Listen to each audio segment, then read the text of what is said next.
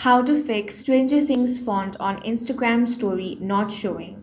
In this video, I will guide you step by step on how you can get the Stranger Things font on your Instagram story. Now, the first thing you want to do is make sure you're using the latest version of the Instagram app. That is because this is a new feature and you will not get it if your app is not up to date. So go ahead and tap on the Play Store or App Store, then tap on the search bar and here type Instagram, search for that.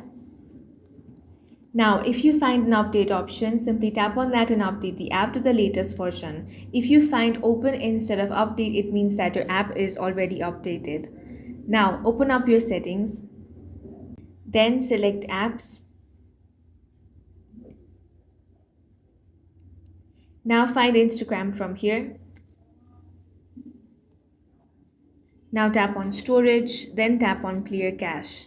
After that, launch open Instagram.